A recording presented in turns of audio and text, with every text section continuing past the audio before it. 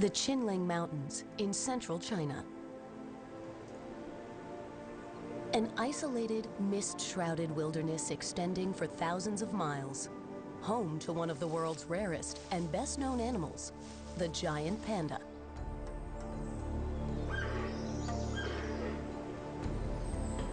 In this mysterious land, we come face to face with one of nature's most reclusive creatures. Here are giant pandas in the wild, as few will ever see them. From their quest to find and fight for mates, through the extraordinary struggle for survival in the first years of life, here is an astonishingly intimate portrait of the giant panda's secret life.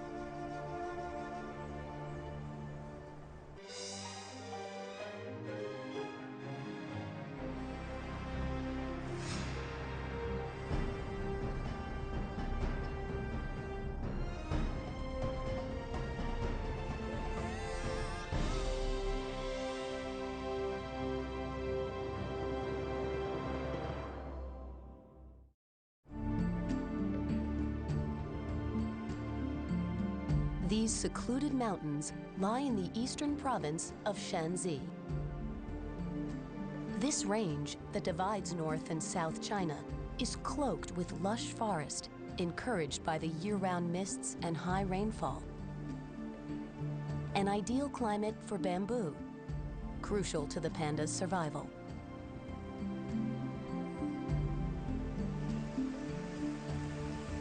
Few people ever gain permission to enter this stronghold of the giant panda. But an international team was granted extraordinary access to film here for over 2 years.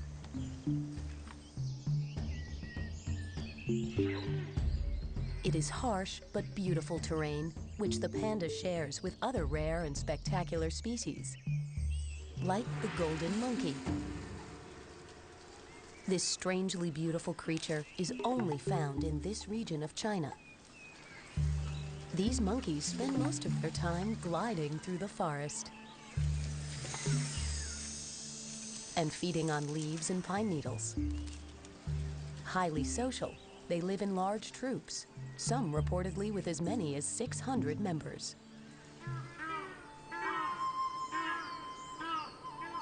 Another treasure in the land of the panda is the crested ibis, one of the rarest birds in the world. Once common throughout Asia, the ibis disappeared as forests were cut and its habitat destroyed.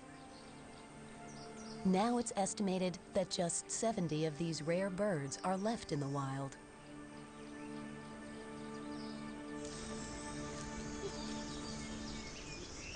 As the team climbs higher to reach the giant panda's habitat, the steep slopes make for hard going.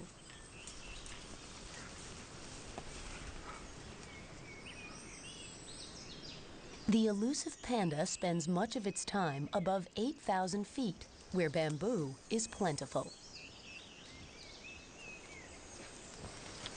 Here, bamboo grows in thickets so dense that in some places the team is forced to slow their pace to a crawl.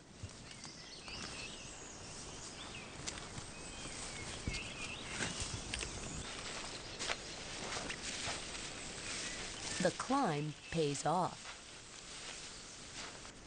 The team finds the first clue that they are close to the panda's domain.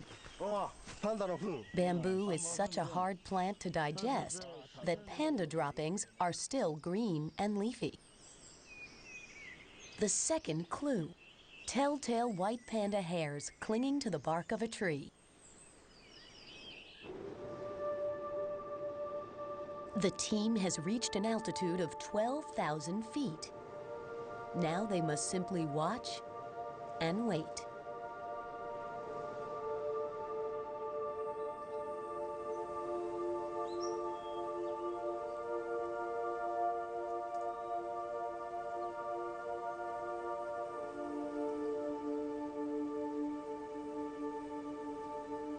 After watching in vain for over 10 days, the team has their first breakthrough.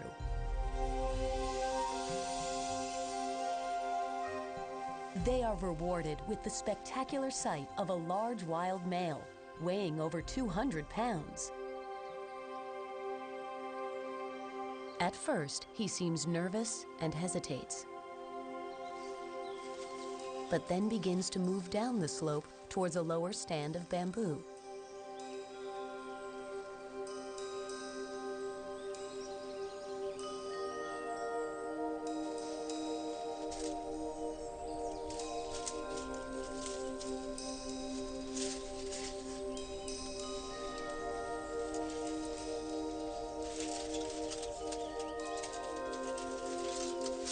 Once secure in the dense undergrowth, he begins to feed.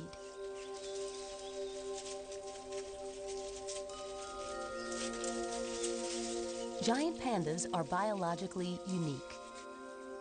Once carnivores, they gradually adapted to a vegetarian diet. But their digestive system is inefficient at breaking down bamboo, so they must eat huge amounts, 40 pounds a day.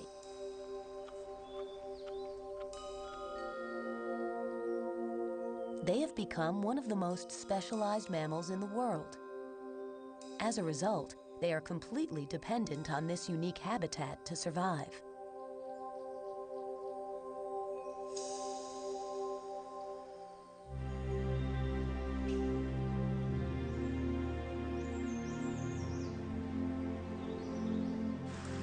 The Qinling Range is a great place to live for a panda. Along with the precious bamboo, thousands of species of plants flourish here, many of them found nowhere else in the world.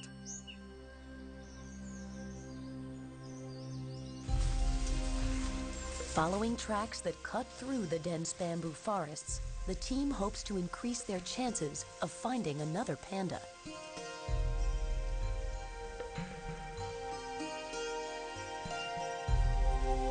They have an astonishing stroke of luck. A young panda is spotted napping in a tree. This is a sight very few will ever see. The giant panda in the wild, completely at ease, sprawled in a treetop.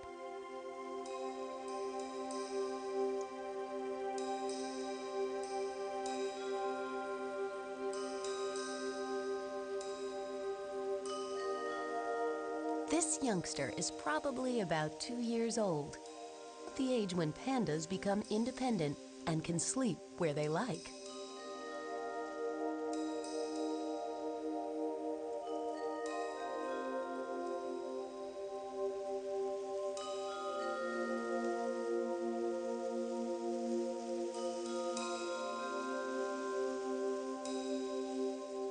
No one really knows how many of these amazingly beautiful creatures still survive in the wild. But of the estimated 1,600 giant pandas still left, up to 300 are believed to live here in the Qinling Mountains.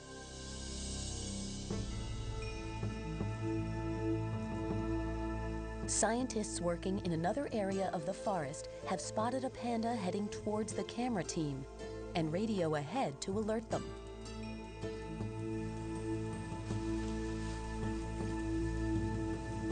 Soon, a male is seen climbing up the slope.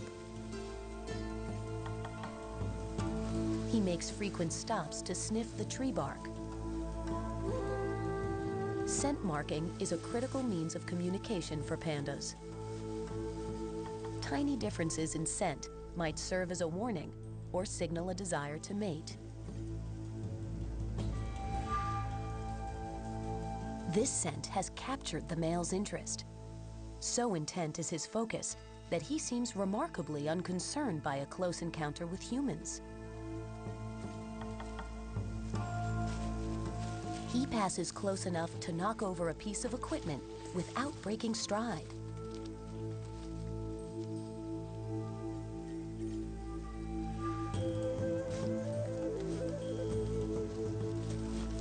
An hour later, a second panda follows in the footsteps of the first. He too seems to be in a hurry and passes the crew without a glance. This behavior is typically seen at the start of the breeding season, when males seeking a female gather at a specific area on the mountain ridge.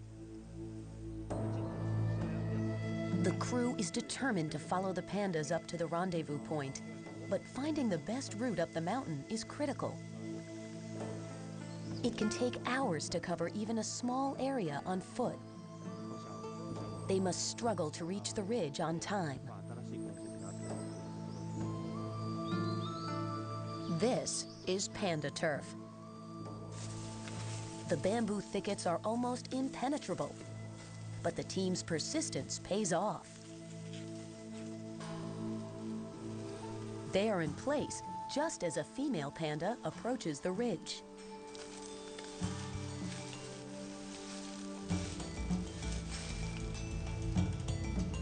She pauses beside a tree and sniffs the bark intently.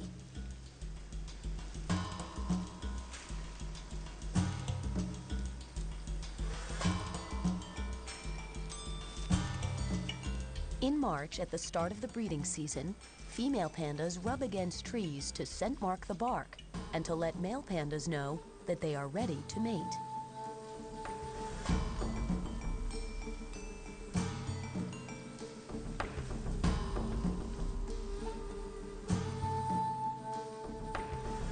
The female uses her stubby tail like a brush to spread the scent.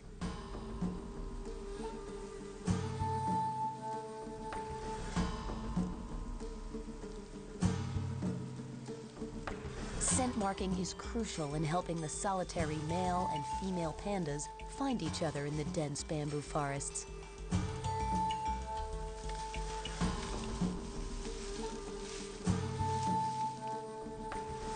Hormones in the scent contain detailed information about the panda's sex, health, and fertility.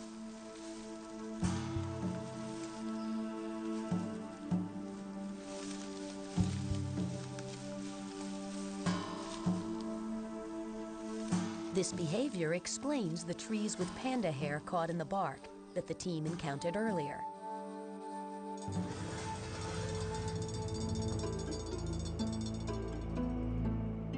The scent of a female panda in heat may be carried quite a distance by the wind and attract several males to the area. A female panda comes into season for just 72 hours every year. With such a short period of fertility, the female needs to attract a selection of males from which to choose a healthy mate. Now she finds a comfortable vantage point to await her suitors.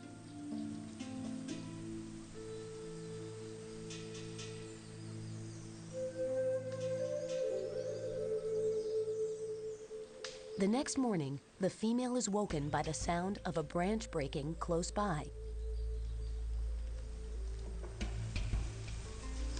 The scent marking appears to have done the trick. A male has tracked her down.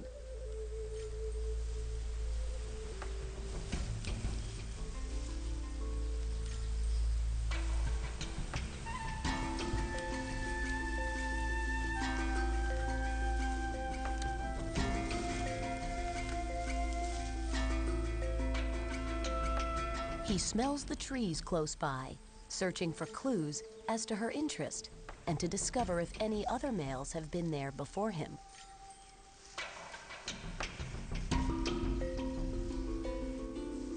Encouraged, he begins to scent mark a nearby tree. This not only informs the female of his presence, more importantly, it also warns other interested males that he is the first suitor.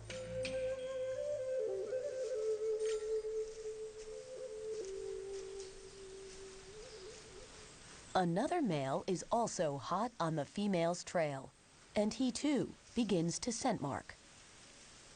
Now, the first male must fight off his competition. Pandas rarely vocalize, except during mating and when competing over a female. Then they cry and roar, sending a threat at the highest level. They use their teeth and claws to bite and slash their opponent.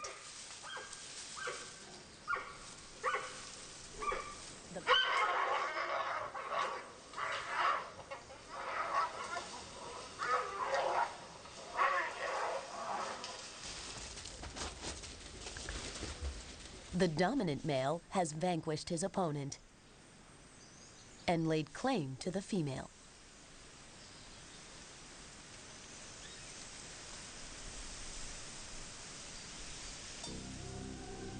Evidence of the violent fight is scattered across the deserted battleground.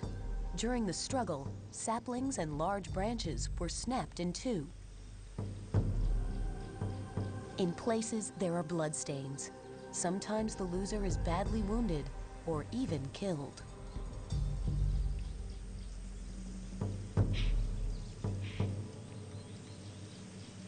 Unfortunately for this male, his victory may be in vain.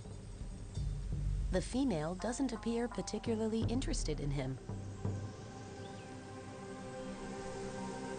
But she's coming down. Perhaps he might win her affections after all.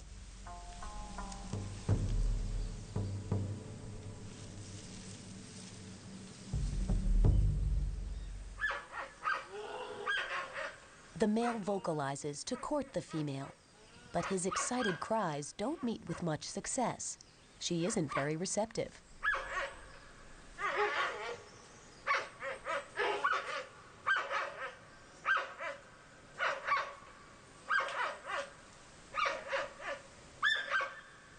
Reproduction in pandas in captivity is notoriously difficult. It seems that female pandas in the wild are equally choosy about their mates.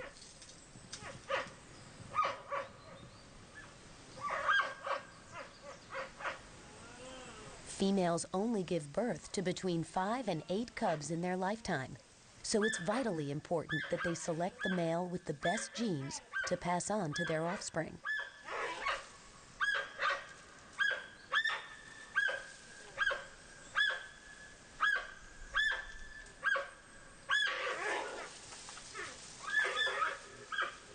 Despite the male's desperate cries, she rejects his advances.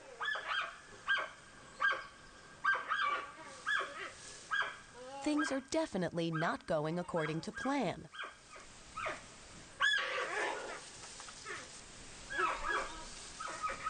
He's left in doubt about her intentions and makes a quick, if undignified, exit. But with less than 3 days of fertility left, this female must find another mate soon or lose the chance to produce a cub this year.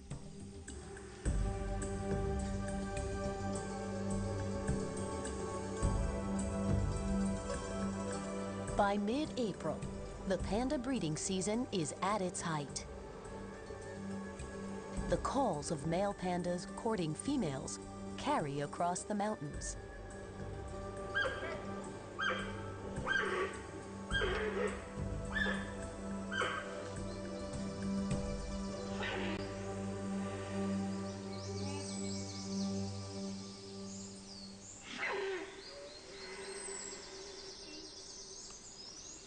Since a female won't reach sexual maturity until age 7 and only raises one cub successfully every 3 years, it's easy to understand why this tiny population is so vulnerable.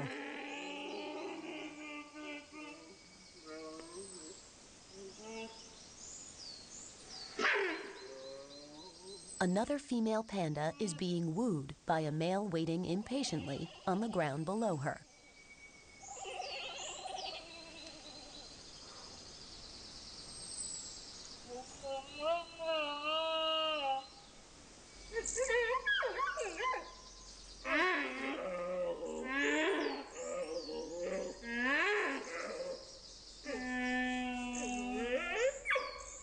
This looks promising.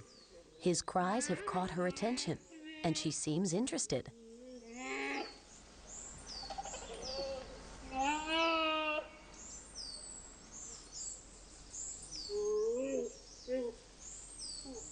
She climbs down towards the male, who continues calling to her.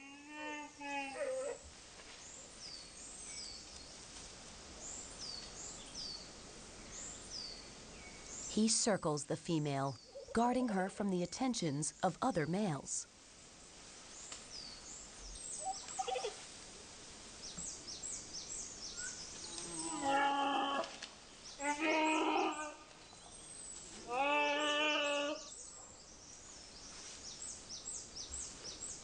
Finally, he mounts her.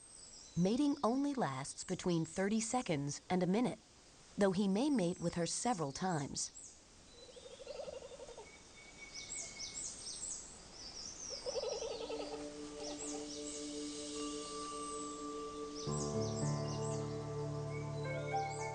The victorious male defeated 3 others in order to win the female. The unsuccessful suitors are all still hanging around in the area, watching the proceedings.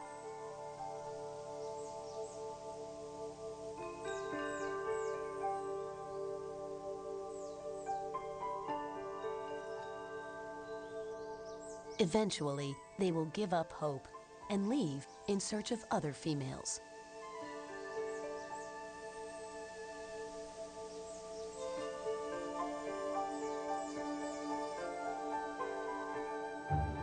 Giant pandas have become such specialized eaters that they only survive in the misty, cold mountains where bamboo is the dominant plant. But that wasn't always the case.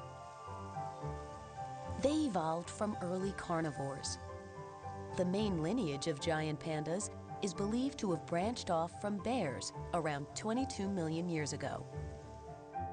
The panda's early ancestors first appeared 3 million years ago and roamed throughout China and Burma.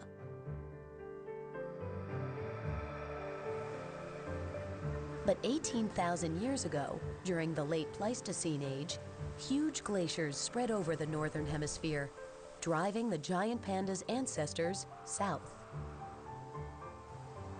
The survivors eventually reached the western highlands of Qinling, where they evolved into the species we know today. But their evolution from carnivore into herbivore brought some unique adaptations, such as an extra thumb. This additional thumb is really an extension of a tiny wrist bone covered with a fleshy pad. It gives the panda the use of 6 digits and increases its ability to manipulate bamboo. The panda's skull also changed as it evolved into a grass eater. Jawbones strengthened to accommodate the massive muscles needed to crunch bamboo. These large muscles are what give the giant panda its endearing, chubby cheeks. But now that the panda has adapted to such a specialized diet, its survival is entirely dependent on the preservation of its habitat.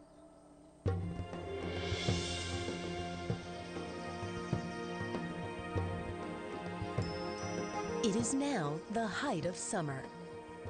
Time to savor the rare blue skies and calm days in the mountains.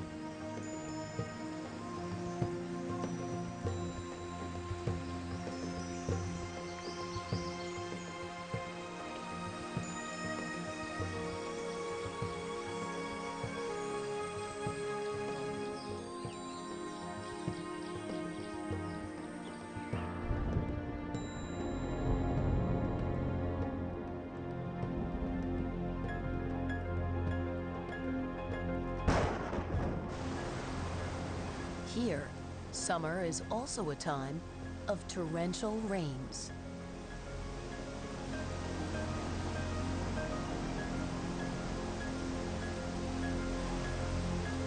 There are more than 200 days of rain a year.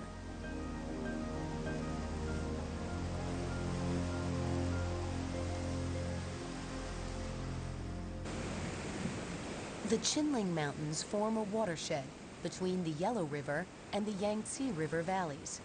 The peaks block cold air from the north and soak up rain and mist like a sponge to release it in rivers and streams. It is this moist, wet climate which has allowed the evolution of the unique bamboo forests, which in turn support the giant panda. Bamboo provides food for many other creatures apart from pandas. Some, such as this male golden pheasant, feed on young shoots. But bamboo forms only a small part of their diet.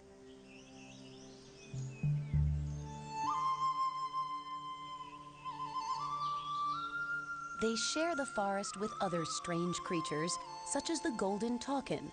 It's perhaps best described as an odd cross between a moose, a cow, and a bear.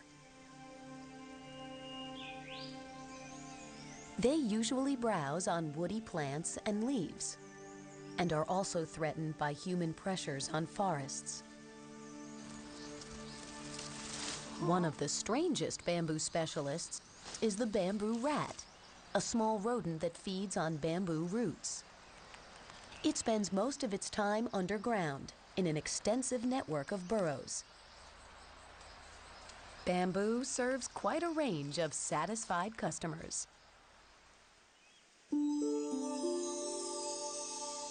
It's now late summer. If mating was successful, female pandas will soon be due to give birth and need to search out caves for shelter. Near this cave, there's evidence that something has been eating bamboo.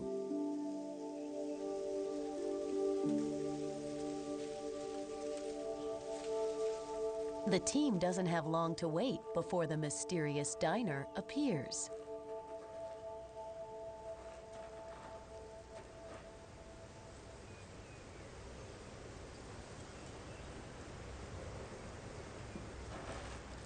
This female takes a cautious look around before crawling through the narrow opening to the cave.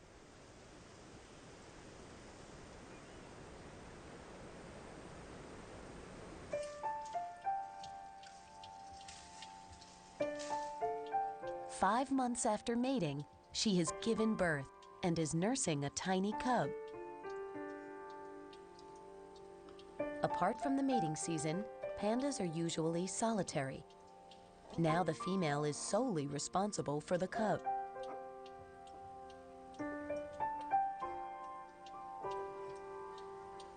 During the first few weeks, the mother cradles the cub in her arms, keeping it warm as she nurses it.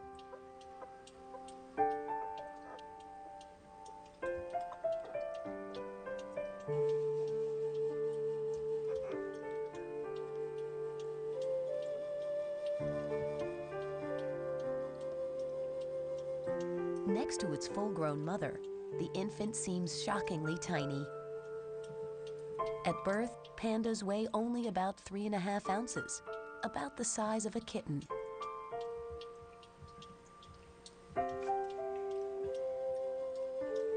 This infant is just a few weeks old and already covered in fur.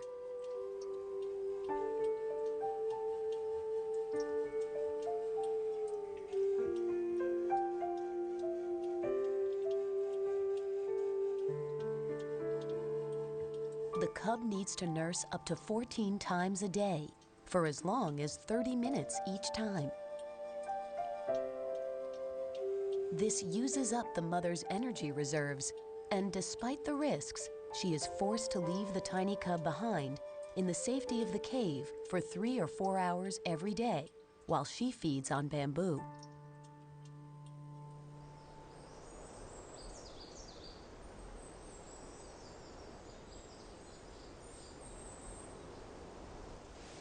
Worried about disturbing the mother and infant cub, the team decides to wait a few weeks before returning to the cave. But when they return, they are concerned to find the panda cub lying alone at the cave entrance. A closer look calms their fears. Now a month old, the tiny cub is healthy and has been carefully protected by its mother in a bed of leaves.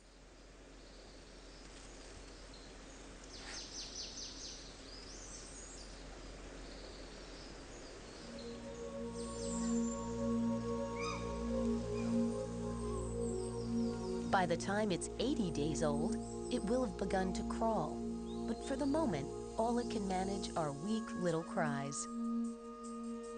This is the most vulnerable time for a baby panda, during the few hours when the mother has to leave it unprotected while she feeds.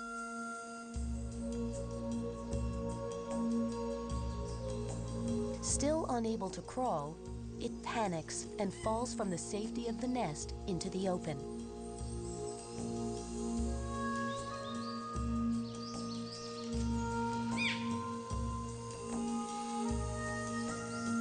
The cub couldn't be more exposed to danger. While adult pandas have few natural predators, panda cubs are vulnerable to attack from bears, wild dogs, even birds of prey.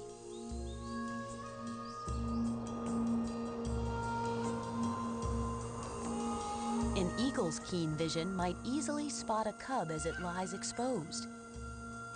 It certainly isn't camouflaged.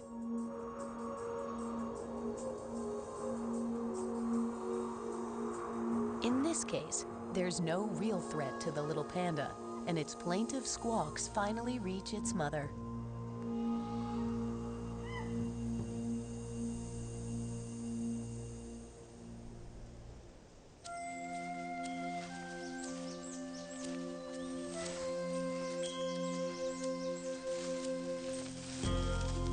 The cub's cries are impossible for this mother to ignore, and she makes her way back to the nest to retrieve it.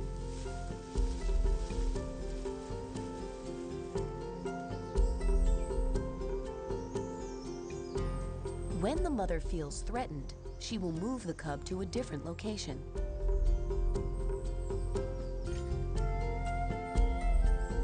Tenderly, she picks it up with her mouth and carries it to safety.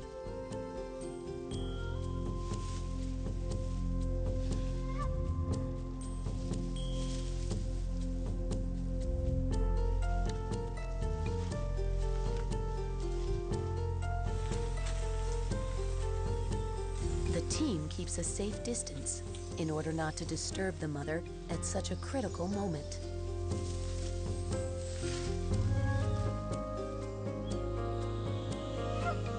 The female carries the cub to the safety of a rocky crevice deep in a bamboo thicket to nurse.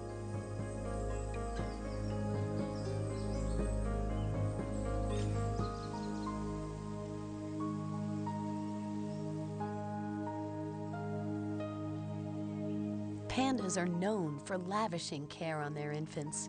For the first few weeks, the cub is so small and helpless that it needs its mother's undivided attention.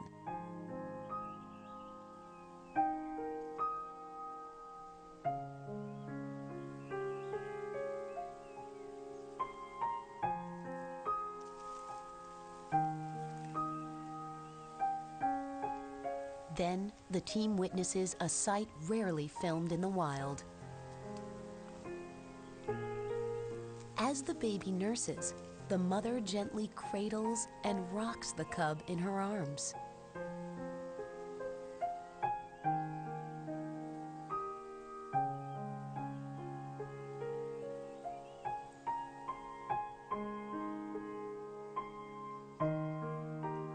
It is a wonderfully intimate moment between mother and cub.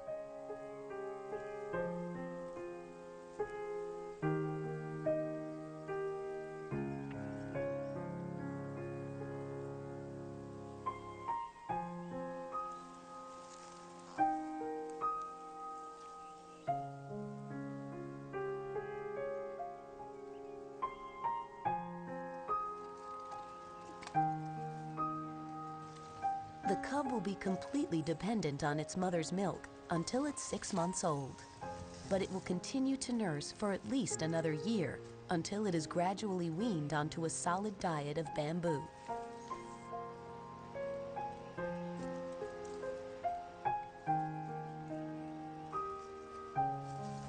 The cub will only become fully independent between 18 months and 2 years of age.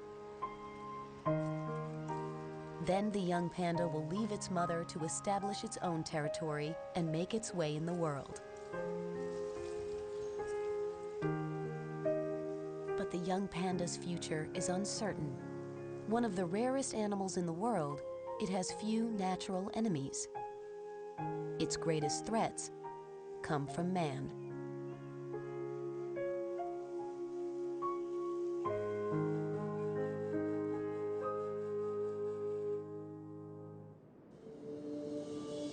In China, people and pandas have lived together for thousands of years, but pandas only became known to the West relatively recently.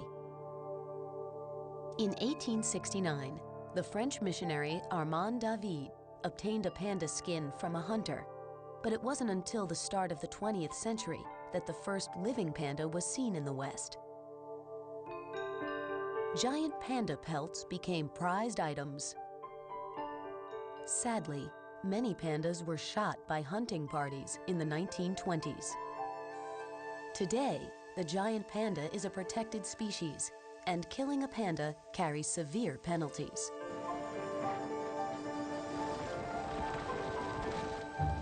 Yet the biggest threat to the panda's survival has been habitat destruction. As China's population grows and development pushes into the forest, the panda's habitat is being squeezed into smaller and smaller pieces of land. As bamboo in one area flowers and then dies, pandas simply starve if their route to other healthy bamboo is cut off by man. At the beginning of the 20th century, giant pandas ranged throughout the Chinese highlands. Gradually, habitat destruction left only a few isolated populations in the Qinling Mountains, Sichuan, and Gansu. Even these populations have become fragmented, increasing the chances of genetic inbreeding. With the panda's survival in the wild threatened, fans from all over the world stepped in to help. American zoos, such as the Smithsonian National Zoo in Washington, D.C., have helped to build the creature's near-iconic status and helped to raise public awareness of the threat to panda habitat. Now, with the support of zoos and wildlife funds, the Shaanxi government has created new panda reserves and 5 forested corridors that will allow the pandas to move freely from one area to another. It's hoped that the new pathways will once more allow the pandas to roam through today's fragmented forests to find the food they need to survive.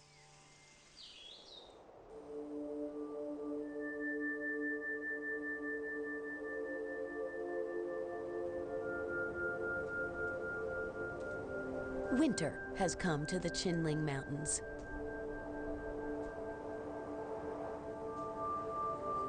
The torrential rains of summer are replaced by blizzards and deep snow.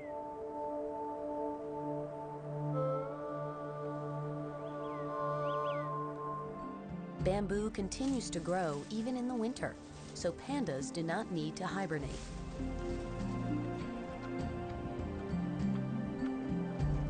Giant pandas are well adapted to the cold. Their fur consists of 2 layers, a dense layer of soft down, which traps air against the skin and provides insulation, and long, oily outer hairs, which are completely waterproof.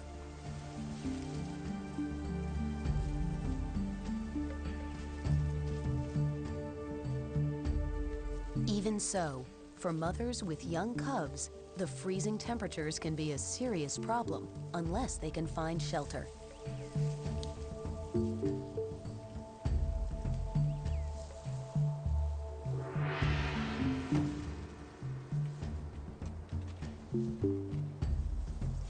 The team follows in this female's footprints to see if she may have a cub.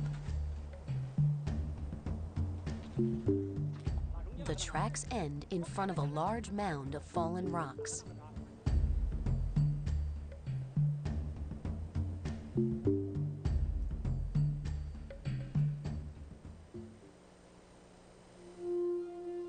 The team finds a mother and her cub hidden deep inside a crevice, protected from the worst of the weather and perhaps from predators.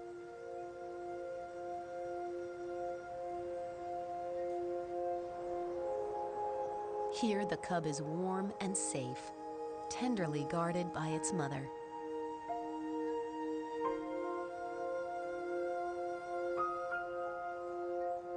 This little cub appears to be about 3 months old and is close to being able to walk.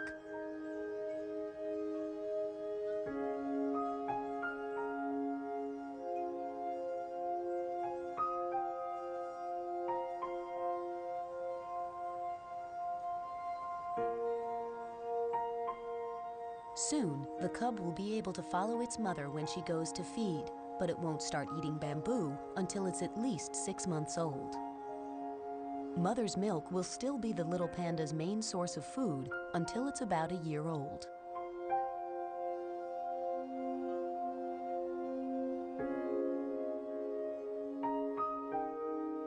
By now, its fur is beginning to give it some protection against the cold. Spring isn't far away, and it won't be too long until the little panda can venture into the outside world.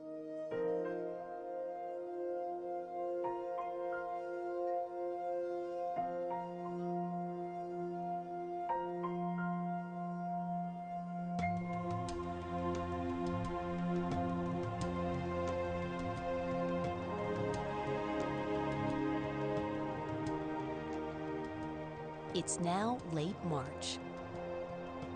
At last, the snow begins to disappear from all but the highest slopes.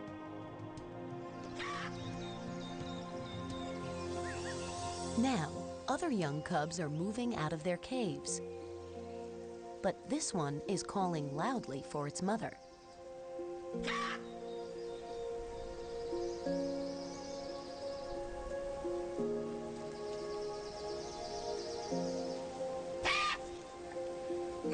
At over 3 months, it is ready to test its boundaries, but having been confined to the darkness of the cave for such a long time, the bright sunlight and forest sounds are overwhelming.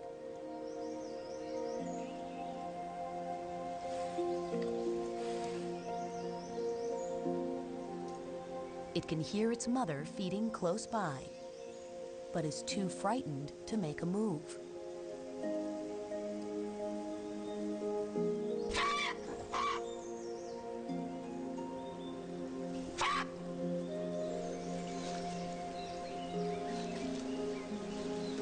It's hungry and continues to call, hoping she will come and feed it.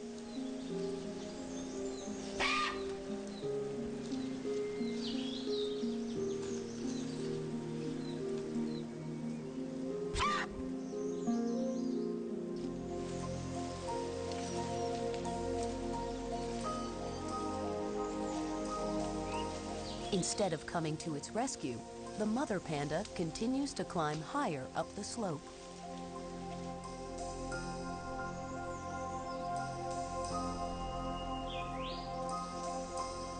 Now the cub shows some daring initiative. Realizing that its calls are having no effect, the cub begins to climb a tree in search of its mother. Considering that it has barely begun to walk, its ability to climb the tree is remarkable. Before long, the little cub will be ready to join its mother in exploring the splendor of their mountain forest home.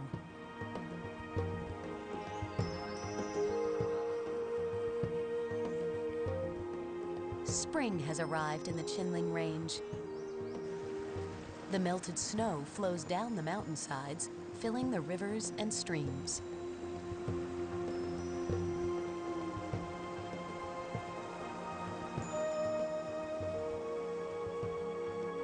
The days are getting longer.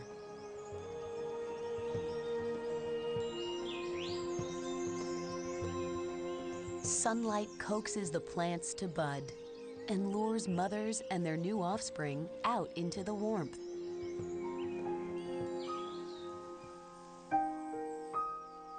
Before the year is out, panda cubs will begin eating bamboo and learning how to navigate the forest.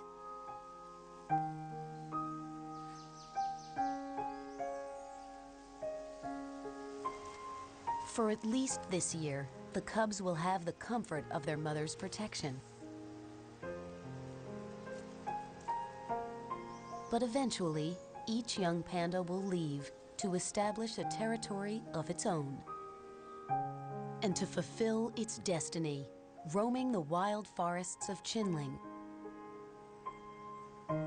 and perhaps to one day have a cub of its own.